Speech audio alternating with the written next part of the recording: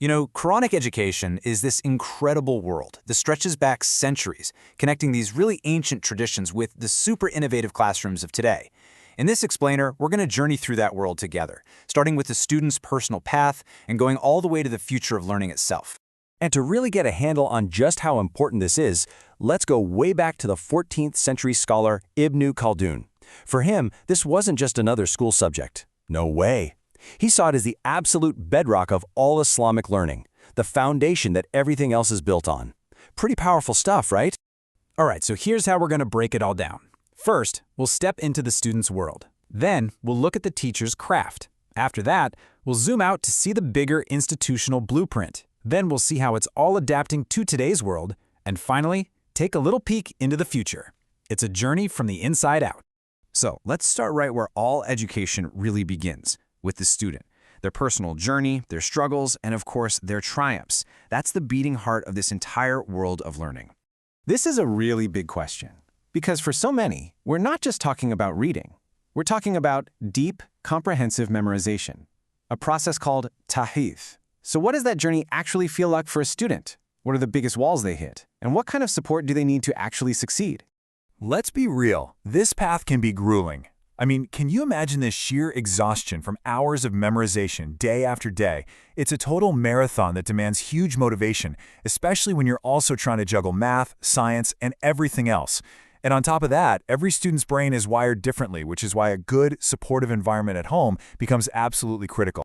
And this gets to a really fundamental truth. No student does this alone. It honestly takes a village. It all starts at home, with parents who are involved, checking in, and offering encouragement. That support system has to extend to the school, making it a positive place to be. And right in the middle of it all is a great teacher, showing the way. Modern methods are taking this even further, tailoring lessons to different learning styles, and using cool, immersive things like camps to make it all click. Okay, so keeping the student's journey in mind, let's pivot to their guide, the teacher or mu'allim. Their role has really transformed into this highly skilled craft, blending timeless tradition with modern teaching science. There's this key idea in education called pedagogical content knowledge, or PCK, and it gets at something so important. It's not enough for a teacher to just know the Quran. They also have to master the art of teaching it. That means understanding how different students learn, knowing what mistakes are common, and figuring out which strategy is going to connect best. It's a really sophisticated professional skill. And this craft can be super systematic. Take a method like An-Nadliya, for instance. It shows you this really dynamic cycle. A teacher plans the lesson, they put it into action, they watch carefully to see what's working and what isn't, and then, this is the key part, they reflect on how to make it even better next time. It's this constant professional loop of improvement. All right, so we've got the student and the teacher. Let's zoom out one more level to the institution itself. How do schools and learning centers actually organize all this to create success on a much larger scale? Well, you can see a really clear evolution happening here. The traditional schools, the Kitab, were laser-focused on memorization and group recitation. But now you look at modern Quranic schools, and they're integrating these studies with things like science, technology, and character education, all while using digital tools and personalized lessons. And you see that same shift in management. It's become way more formalized with clear operating procedures and leadership roles.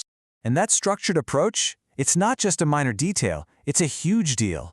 Studies show that the institutions that have really clear, systematic management, we're talking documented curriculum guides, standard operating procedures, and specific learning goals, those are the ones that consistently produce top-tier memorizers of the Quran, the Hufaz. Leadership and planning really do make all the difference. But of course, no educational system just sits in a bubble.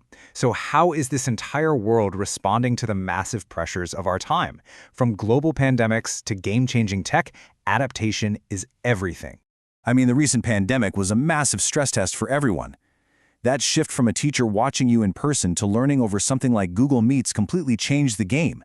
All of a sudden, parental support became even more essential, and students had to figure out how to manage their own time and stay focused at home. It forced the entire system to adapt, and fast.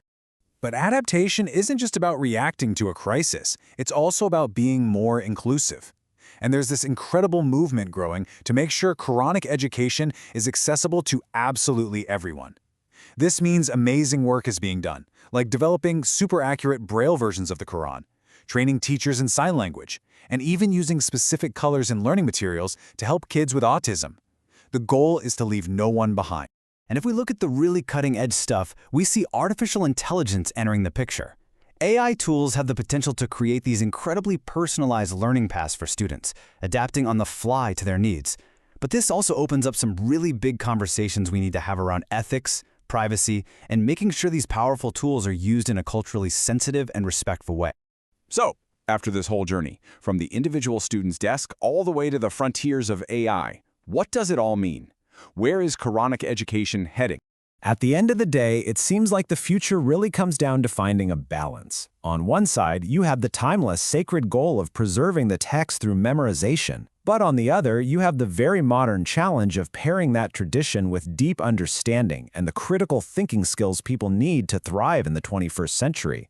It's a really delicate dance between tradition and application. And that leaves us with one last, really fascinating question to think about.